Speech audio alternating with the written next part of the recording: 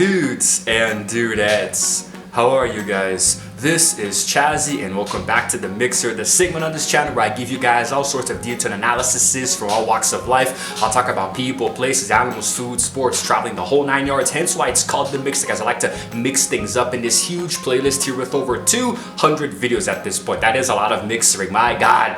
Oh man, I'm all mixed up here, aren't I? And today's topic is one that I'm so excited to talk about today's topic, man. You know, this is gonna be awesome because my soccer team, Fluminense Football Club, recently won for the first time in our history the Copa Libertadores of America, and this title here had been 15 years in the freaking making, man.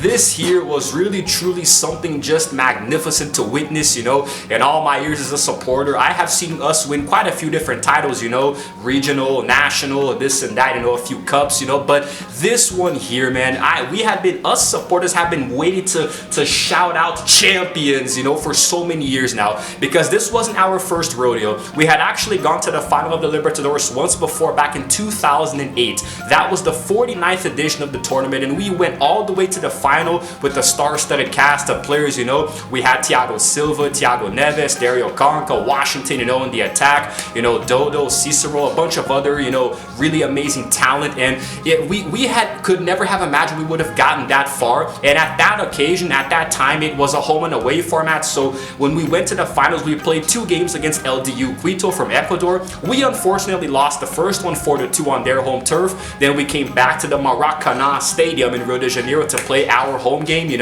and we actually won 3-1. Thiago Neves scored 3 goals, by the way, freaking hat trick.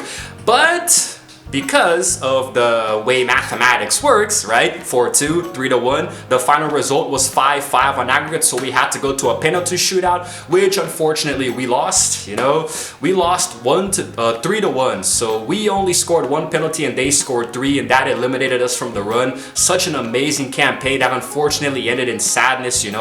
86,027 people in attendance at that stadium there, the vast majority being our supporters, and unfortunately we were unable to lift the trophy on that occasion. And it was a shame, man, because that team really truly was an ensemble cast of players, man. A lot of young talents, some of which would go on to play European soccer, just make a really good name for themselves and whatnot. But it all started there, that team was really something special, and since then we have had a lot of different changes to the lineups, different players coming in, different idols, a lot of amazing goals and titles, but that Libertadores, man, that final there left a very sour taste in our mouths, because it was crazy, man, and Thiago Neves was actually one of the players who scored the most goals. He came in 3rd place, which is a position that he shared with a few other players because he scored 7 goals. That guy played his ass off in that tournament, man, Coming off of a win of the 2007 Brazilian Cup, right? We call it Copa do Brasil here. So we had just won that, and the next year went to the freaking Libertadores, man. And now after all these years, we finally lifted the damn trophy for the first time, man. God damn, it's freaking awesome. But before I get to that, I'm going to show you guys, I'm going to take you on a little trip down memory lane here. Let's reminisce about that 2008 Libertadores final, because I'm going to show you guys here the goals on that occasion there, if there's no copyright issues or anything. Let's take a look at all 3 goals scored by Fluminense. O Neves, ele chuta forte de fora da área. Thiago levou, fez o drible, clareou, bateu pro gol!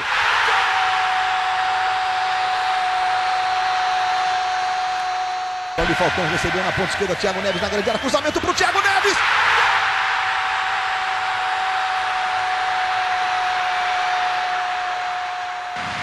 Thiago Neves vai pra bola!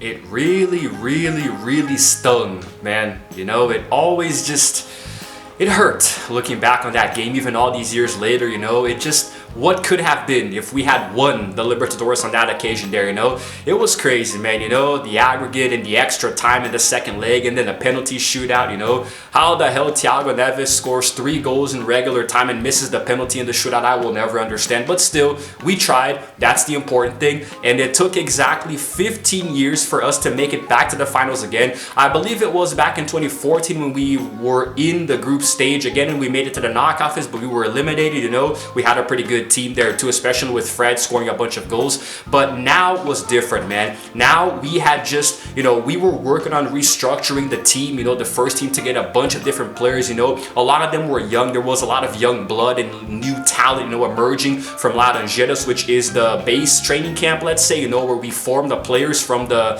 how can I say, like the B team of sorts, you know, so they can rise to the first team. So we had a really good star-studded cast this time as well, you know.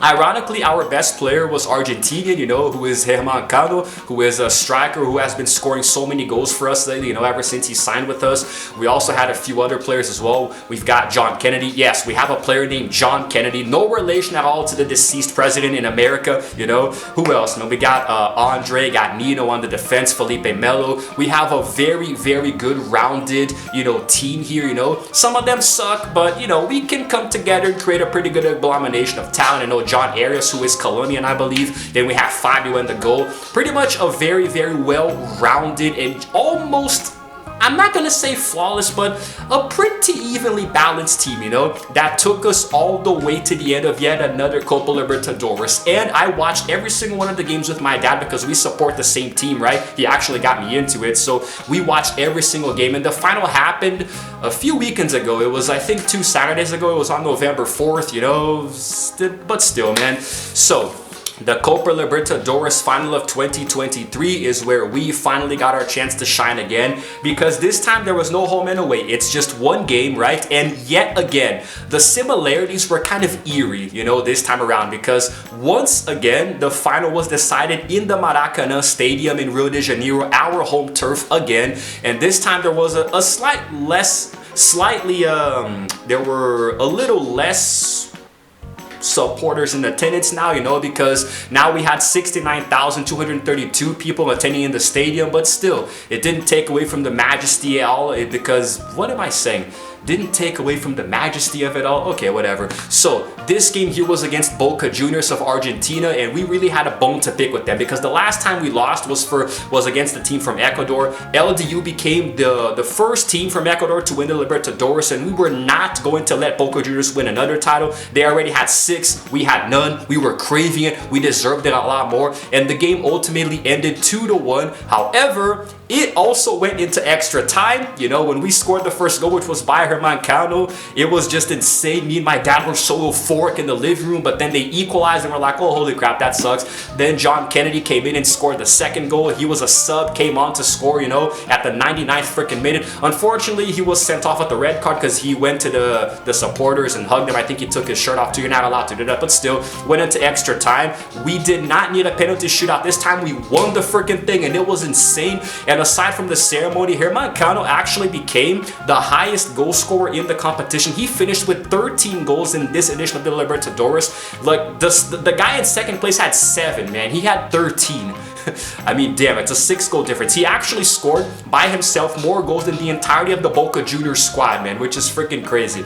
God, I love that guy so much. I almost cried, man. Me and my dad were just embracing, almost being brought to tears, finally winning this damn competition.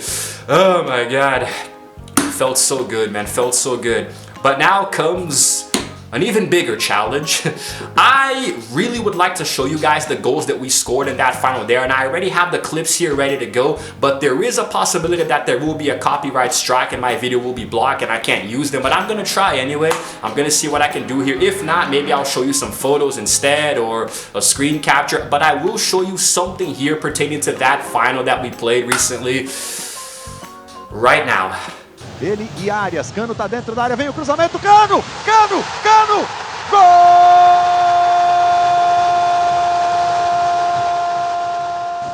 Questão física importante também, essa altura, o toque de cabeça, Kennedy de primeira, golaço! Sensacional! Gol!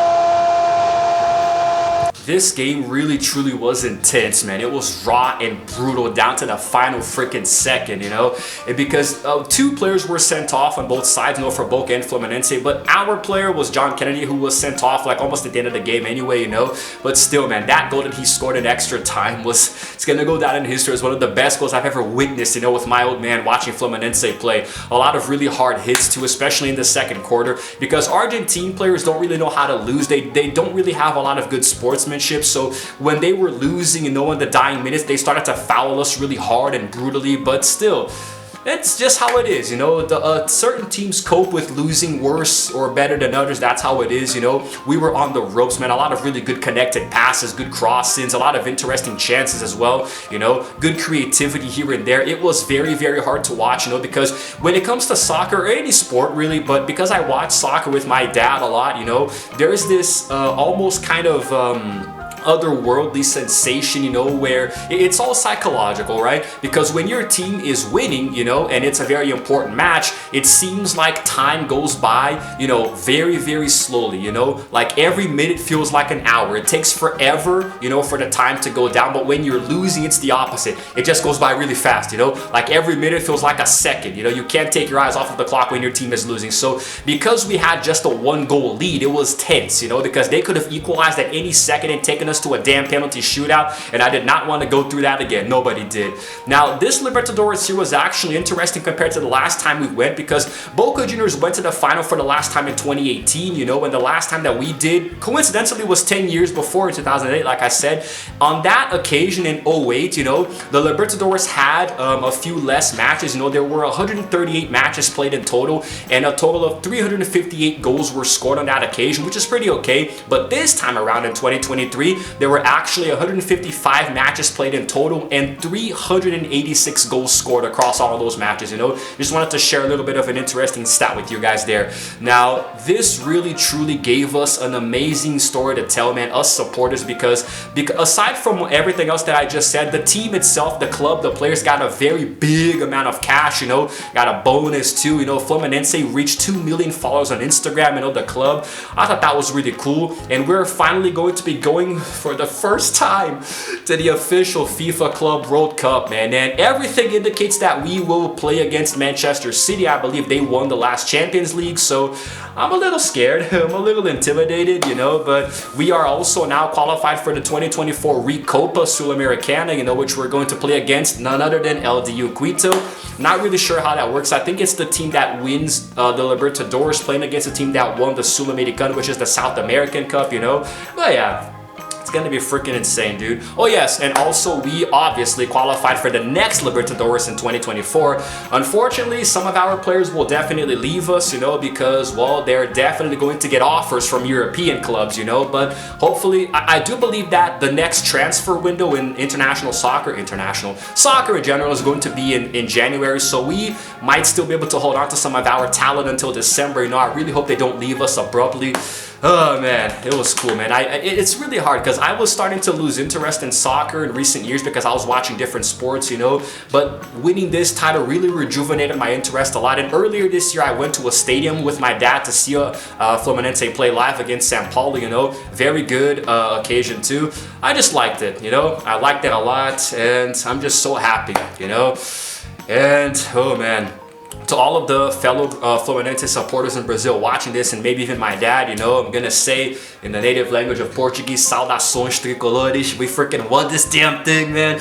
Ever since 1902, man. 1902 right here, baby. It has been over 100 years in the making, and now we finally added a very valuable trophy to our case, you know, freaking, I'm so proud of these boys, man. Went through a lot of frustration throughout the years, you know, because we weren't really playing up to our highest potential here and there, but I am so happy, so satisfied, so proud of my team, you know. And it's ironic that Herman Cano is an Argentinian who won the title against an Argentinian team, you know, and he's probably vacationing with his family now in Argentina.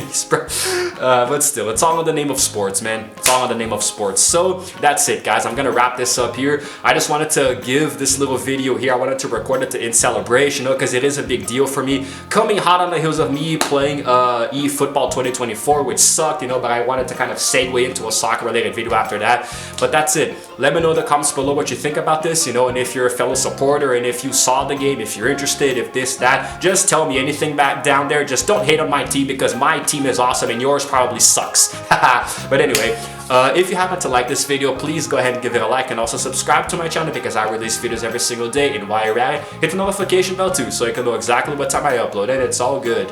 It's all good. And here's to next year, gonna win 2 Libertadores in a row. This is Chazzy signing out for now, and as always, I will see you guys in the next video, and maybe in the next soccer game as well. Roll the outro screen.